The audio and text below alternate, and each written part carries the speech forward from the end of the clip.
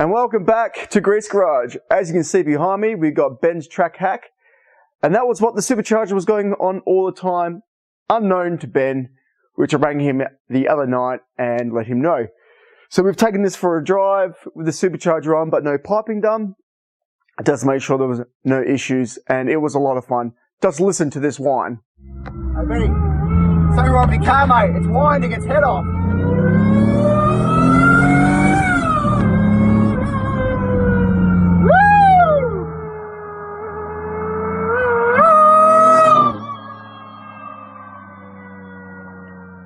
I don't know about you guys, but I got pretty excited over that. So, there is not much left to do on this car at all. Literally, it's just the piping. Let's run over a couple of things. I am not putting an intercooler on this as yet. This is a budget build, so no intercooler. Talked to Ben, he was like, oh, you know, chuck a water cooler on it. No. We'll do the budget. We'll chuck on the dyno. We'll see what we pull. And then we can chuck intercoolers on, because I think that'd be interesting for you guys to see as well what the actual difference in power is.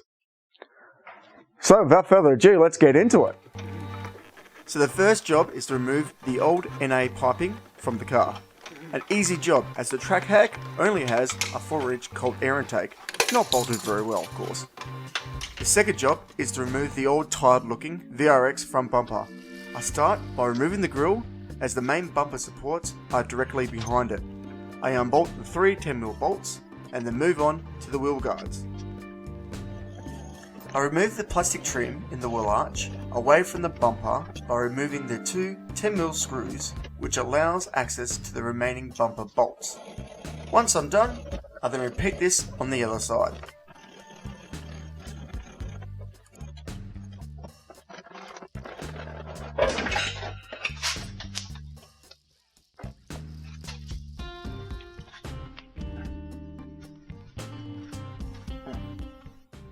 Okay, so we're at that point where it's time to do the Supercharger piping. It's a big puzzle, and imagination is the key to getting this done. But I want to go through a couple of things first, and that is we're using an eBay kit, and it comes with 1,000,000 of these little silicone joiners, and you would have seen it, everyone's seen it. Everyone uses 1,000,000 little joiners, and it's just ugly as hell, super unreliable. It does work, it will get the job done, but that's not what we're doing.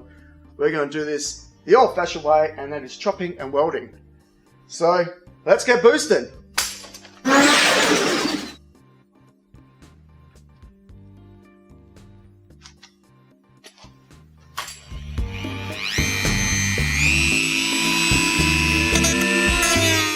As you know, forced induction is air hungry, and cold air is the icing on the cake. So I'm cutting the plastic panel out of the way to make room for the piping.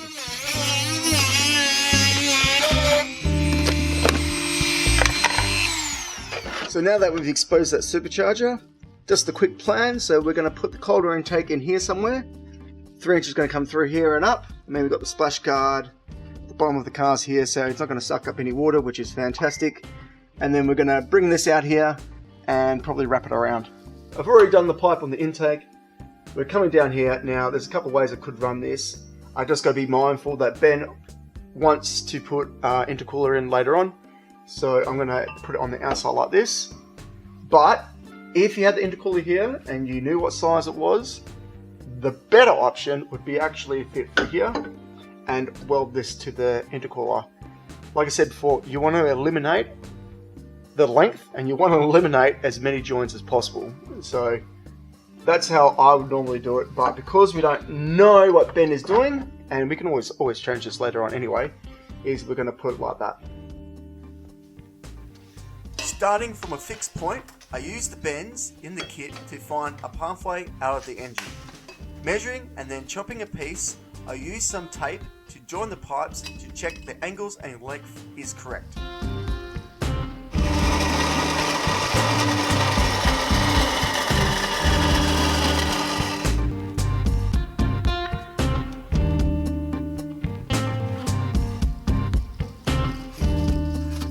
As you see, I've already done a weld already. Aluminium is definitely not my strong point. I'm more of a stainless steel guy. But yeah, at least I can get it done. So pretty much what I'm going to do is the same as with this. I've put the orange tape around it to get it in the right position. I then cut a section out, probably about 2 inches, where they join together quite nicely, and I'll do a bead there, and then I'll take the tape off and do a bead on the other side. I'll then put it in the vise and squish the aluminium so it's all even, and then do a bead all the way around.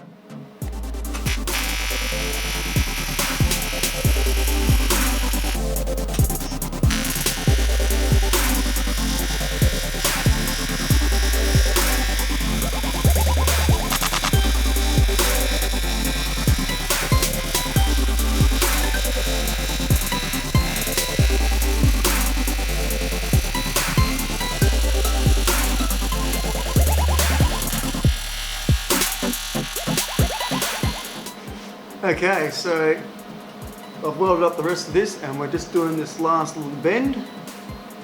So this would be pipe 1. I've got to pull a blow-off valve on here, and I'll explain that a bit later on when we actually got the car on the dyno. But yeah, so we're going to do the same as we did before. It's pretty much all the same. Get it, cut it, make sure it's right, tape it, cut a section out, tack weld here, tack weld the other side, do a bead. So I'm going to get right on that.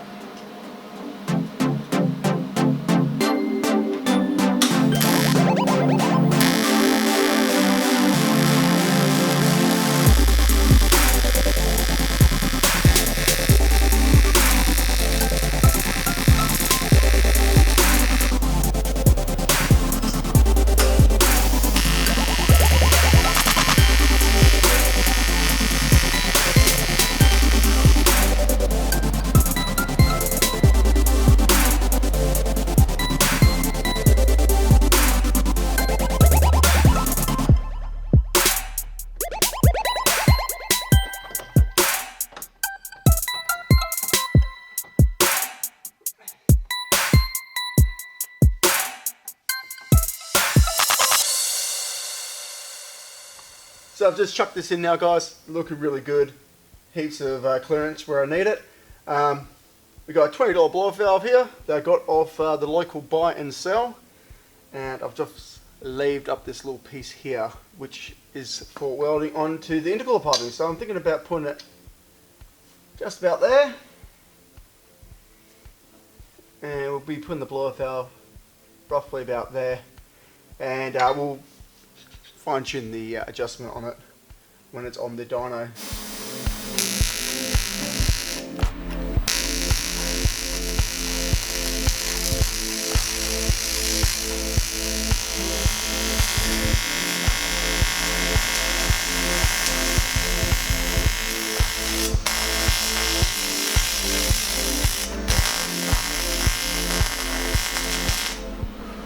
Whew. Okay, so that is a wrap on that particular pipe. I tell you what, that was very difficult to weld. So anyway, that pipe's done. Now to go to the supercharger, but it's pretty late, so I might call it a night and we'll pick up tomorrow morning. So it's the next day, guys, and pretty much what we are doing now is the supercharger in and outs. So this is the original in, the original outs on the supercharger, but this is the bit that was attached. So we're going to have to modify them to make them fit on this car, obviously, so that's what we're doing next. So this is the charge pipe out of the supercharger. Normally these come with a 90. I've taken the 90 degree out. I've taken the end bit off that 90 and we've put it back in position so it's a straight piece. We've cut on the bandsaw and then I've cleaned it up with some sandpaper. So it's pretty much ready to weld. If you have a look through the center of it though, you can see that it needs a bit of machining once we weld it up, just to clean it up so it flows as best as possible. So happy with that? Let's get welding.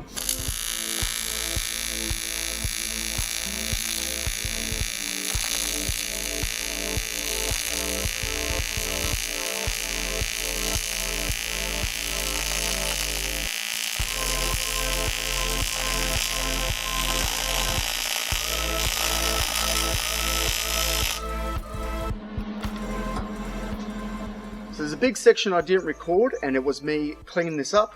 I've used the wire wheel, cleaned the outside up, got in there, grinded all the inside, given it a bit of a port job so it flows a lot better. There's no point in putting it back together going to the dyno and finding out that some silly restrictions costing you power. So yeah, it took me a couple of hours just to clean it all out, but well worth the effort. Of course, you can go way more extreme than I have done. This is just a real quick job. You know, just try and take the edges off so the air runs a bit smoother. So now that we got that done, it's time to do the intake. So as you can see, I've bolted the outlet of the supercharger back on. I just had to cut this little bit of plastic out a bit more to feed this bend on. So it's going to come like that. Going to chuck an extension in there, and that's pretty much that side done. Ready for whenever Ben wants to do the intercooler or whatever he wants to do. The next thing we're going to do is obviously the intake, and I'm most excited about this because I reckon this is going to be the most challenging. So we're going to chop this off flat, try and keep as much of this flange as possible, and probably going to end up welding this bend on, this 90-degree bend, and trying to sneak it in somewhere in there. And well, I want to try and have a pod filter get up here somewhere, so really it's got to get the nice cold air through the fog light. So let's get to that.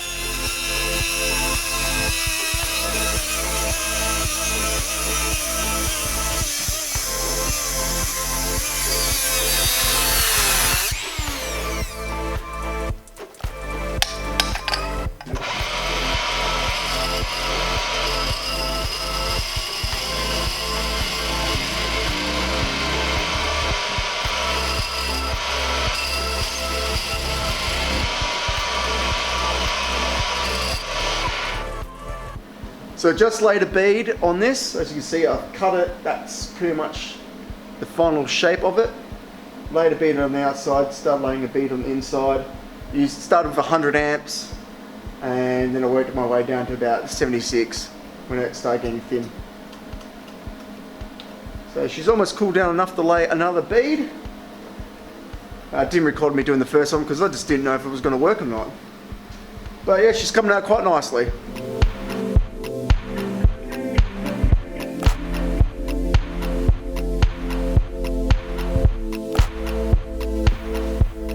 So now that I've got this plate all made up, flaned out, pretty much I'm just going to start on the thick stuff, weld that down there, and then I'll probably just follow my way up until I get to the end. I'll probably do the exact same thing I did last time, weld inside and out. It is overkill, but I'd rather do it properly and it never fail on Ben. So that's my plan. Don't know if it's going to work. This thing has been the biggest mission ever, so, but it's been fun because I've been learning, and that's what it's all about. So let's see how we go.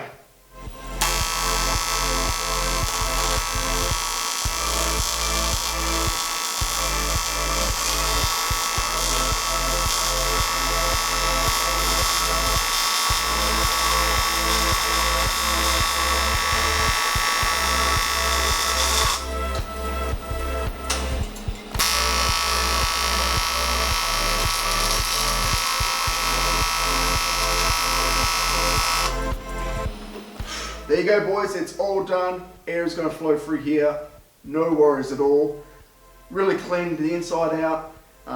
We took it to the machinist today, got him to machine the face here. I bolted it up to the car and it fits great, heaps clearance all the way around. The next thing I did was use some scrap metal. So this piece of pipe here, I actually cut that off one of the 90s, and I'm going to be using that to try and get around the chassis frame of the car. Same as usual, bolt up your fixed point first, get your pieces and then line them up, weld them. Pretty straightforward, so let's go into that, and it's pretty much just going to be a weld and chop, weld and chop.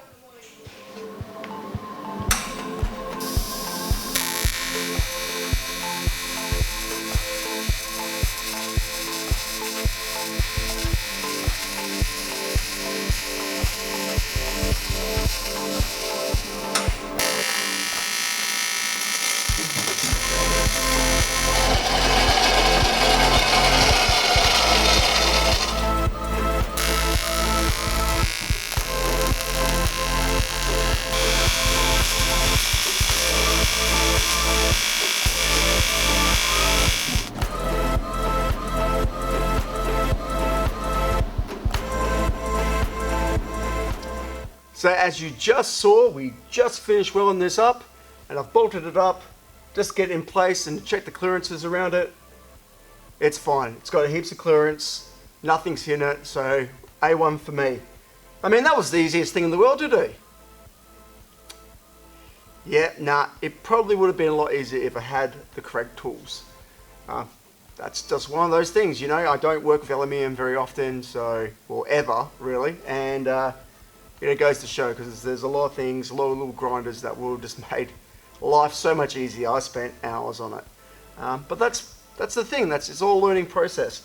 I've marked it already, and I'm going to chop it there for the pod filter, and I'm going to weld some tags on there, high-rise pieces of weld, and that's just going to secure it so the pod doesn't come flying off. Does the same thing as the lips that are pre-existing. The 180 bend, I've cut that in half, and that is ready to go around. So that's the last thing we got to do, and then it's pretty much home time for me, and it'll be ready for the dyno. Thank you very much for watching. As you can see behind me, we got Ben's track hack. You fucking motherfucking phone.